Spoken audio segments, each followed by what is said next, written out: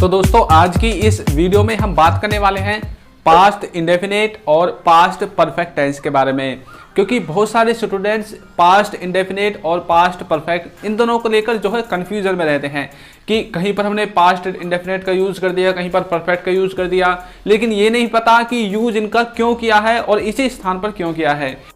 तो ये जो सारे आपके डाउट्स हैं, इन सभी डाउट्स को क्लियर करने के लिए मैंने इस वीडियो को बनाया है। तो वीडियो को आप अंत तक देखिएगा और आपके सारे डाउट जो हैं आज पास्ट इंडेफिनेट और पास्ट परफेक्ट से बिल्कुल क्लियर हो जाएंगे। तो चलिए वीडियो को शुरू करते हैं।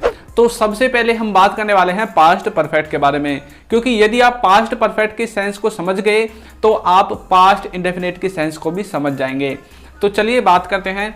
तो देखिए, पास्ट परफेक्ट जो टेंस है उसमें आपने अब तक सीखा है कि पास्ट परफेक्ट टेंस में आपको सब्जेक्ट के बाद हेड लगाना है, उसके बाद वर्ब की थर्ड फॉर्म और उसके बाद जो भी आपके अदर वर्ड्स या ऑब्जेक्ट आपके आते हैं उसे आपको सबसे लास्ट में लिख देना है। ये बात यहाँ तक बिल्कुल सही है कि आपको ये कार्य करना है। अब हम बात करते हैं कि इसको हम पहचाने कैसे।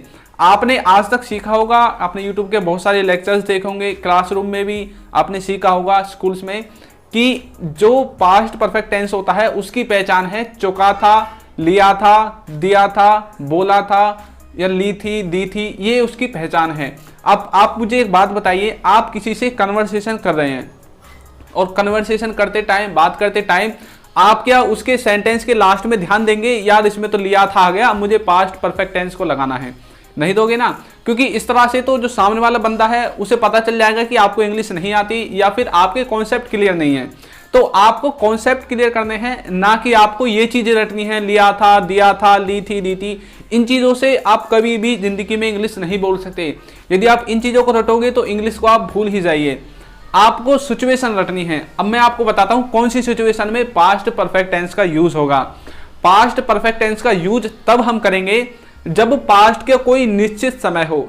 याद रखना, पास्ट का पीछे, पास्ट में कोई निश्चित समय हो और उस समय तक या फिर उस समय से पहले कोई क्रिया आपकी कंप्लीट हो चुकी है, उस तरह के सेंस में आप यूज करेंगे पास्ट परफेक्ट का। अच्छा, आपने एग्जांपल पढ़ा होगा कि वह स्कूल गया था, वह स्कूल गया था, आपने पढ़ लिया। अब इसमें आपने इंग्लिश बना दी ही हैड गॉन टू स्कूल, यानी कि वह स्कूल गया था। यहां तक आपका बिल्कुल ठीक है। अच्छा, अब आप देखिए कि आपसे कोई बाहर से आता है और आपसे पूछता है कि भाई आपका भाई कहाँ है, तो आप उसे ये थोड़ा बोलोगे कि वो स्कूल गया था, नहीं बोल सकते ना। तो यदि आप ऐसा बोलोगे कि वो स्कूल गया था तो आप इस वाक्य के सेंस को समझिए कि इस सेंटेंस के द्वारा एक और सेंटेंस है जो इससे जुड़ा हुआ है। यानी कि इस सेंटेंस को आप जब बोलोगे जब इससे कोई सेंटेंस जुड़ा हुआ होगा, यानी कि वो स्कूल गया था, इसका मतलब है कि कोई ना कोई कार्य इसके आगे या इसके पीछे हुआ जरूर है, इसलिए वो आकर पूछ रहा है कि आपका भाई कहाँ है। तो आपने बोल दिया कि वो स्कूल गया था, नहीं, आप बोलोगे कि वो स्कूल गया है। आप ये कब बोलोगे कि वो स्कूल गया था? आप ये तब बोलोगे जब वो किसी टाइम को पूछेगा। अब आपसे कोई पूछने लगे कि आपका भाई 2 बजे कहाँ था, तो आप उसे बोल सकते हो कि 2 बजे की तो पता नहीं, लेकिन सुबह वो स्कूल गया था। यानी कि आपने अब 2 बजे का जो निश्चित टाइम है पास्ट का, उससे पहले की बात आपने बता दी है कि 2 बजे का तो पता नहीं, लेकिन उससे पहले वो स्कूल गया था। इसी तरह आपने एक बहुत ही फेमस एग्जाम्पल सुना होगा कि डॉक्टर के आने से पहले मरीज मर चुका था या फिर मरीज मर गया था। अब यहाँ पर देखिए, डॉक्टर के आने से पहले, यानी कि डॉक्टर ने अभी वहां तक आया ही नहीं था, उससे पहले वो जो क्रिया है वो हो चुकी। तो इस तरह के सेंस में भी हम पास्ट परफेक्ट का यूज करेंगे। तो आपको पास्ट परफेक्ट समझ में आ गया होगा, यानी कि पास्ट के किसी निश्चित समय तक कोई कार्य हो चुका था या फिर हो गया था या फिर उससे पहले हो गया था। तो इस तरह के सेंस हम यूज करेंगे पास्ट परफेक्ट टेंस का। अब देखिए, मैं आपको इसके कुछ एग्जांपल्स और देता हूं, जिससे कि मैं किसी के घर पर जाता हूं, अपने दोस्त के घर पर जाता हूं और वहां पर घर जाने के बाद मैं क्या देखता हूं कि मेरा जो दोस्त है वो घर पर नहीं है, लेकिन मैंने फिर उसकी मम्मी से या फिर उसके पापा से पूछा कि मतलब वो मेरा दोस्त है वो कहाँ पर है, तो उन्होंने बोला कि तुम्हारे आने से पहले ही वो स्कूल चला गया था। यानी कि मेरे वहां पर पहुंचने से पहले ही वो स्कूल चला गया था, यानी कि किसी कार्य को होने से पहले कोई कार्य हो गया था। तो इस तरह के सेंस में आप यूज करते हैं पास्ट परफेक्ट का। अब आपको सेंस बिल्कुल क्लियर हो चुका होगा कि किसी चीज को करने से पहले कोई चीज हो गई थी या फिर किसी चीज के होने से पहले कोई चीज हो गई थी या फिर पास्ट में किसी समय से पहले या फिर किसी समय तक कोई क्रिया हो चुकी थी। तो इस तरह के सेंस में आप यूज करेंगे पास्ट परफेक्ट का। अब जैसे मैंने बोला कि उसने खाना खा लिया था, अब इसकी इंग्लिश होगी he had eaten the food. अब यहाँ पर देखिए उसने खाना खा लिया था, मैं डायरेक्ट नहीं बोल सकता, इसके आगे या पीछे कोई ना कोई ऐसा सेंस है जिसके कारण मैंने बोला है भाई उसने खाना खा लिया था। इसका मतलब है कि हो सकता है कि खाना खत्म हो गया हो और आपकी मम्मी पूछ रही है कि किस किस ने खाना खाया या नहीं खाया, या फिर आपकी मम्मी किसी का नाम लेकर पूछ रही कि उसने खाना खाया या नहीं खाया, तो आप बोलोगे हाँ उसने खाना खा लिया था, यानी कि कोई कार्य होने से पहले कोई कार्य उसने कर दिया था। तो इस तरह के सेंस में आप यूज कर सकते हैं पास्ट परफेक्ट का। तो अब आपको अंदाजा आ गया होगा कि पास्ट परफेक्ट हमें कहां पर यूज करना है। अब हम बात करते हैं नेक्स्ट की। नेक्स्ट जो है आपका पास्ट इंडेफिनिट। अब देखिए पास्ट परफेक्ट हमने तब यूज किया जब कोई चीज किसी समय तक, निश्चित समय से पहले या उस समय तक हो चुकी थी पास्ट में।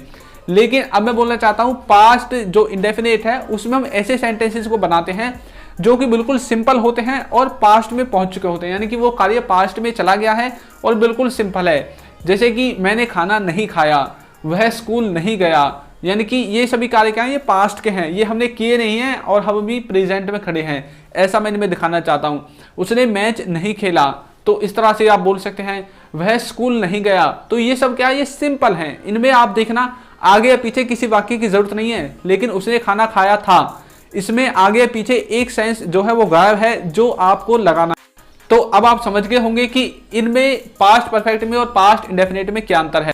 पास्ट इंडेफिनिट में सिंपल वो सेंटेंसेस आते हैं जो पास्ट में जो है पूरे हो गए थे, यानी कि वह स्कूल चला गया, उसने खाना खा लिया, उसने खाना नहीं खाया, मैंने तुमसे क्या पूछा, या फिर आप कई बार ऐसे ना बोलते हो कि मुझे तुम्हारी बात समझ नहीं आई।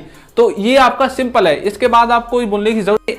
अब जो आपके सामने वाला बंदा है वो आपसे बोलेगा, आपने बोल दिया कि भाई मैंने तो खाना खा लिया, ठीक है, आपका जो वाक्य है वो यहीं पर खत्म है। लेकिन जो हम बोलते हैं कि उसने खाना नहीं खाया था या फिर मैंने खाना नहीं खाया था, इसमें आपका जो है सेंस कहीं ना कहीं गायब है, कोई ना कोई सेंस गायब है।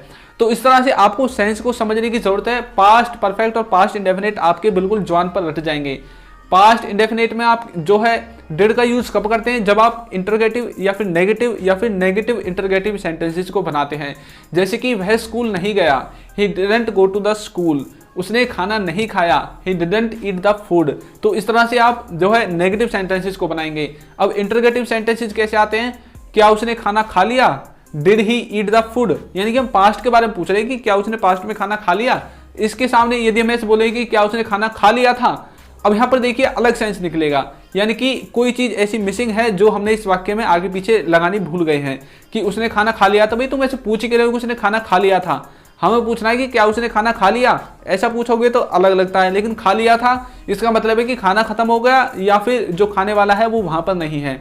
तो इस तरह से आप पास्ट इंडेफिनिट और पास्ट परफेक्ट में जो है डिफरेंस कर सकते हैं।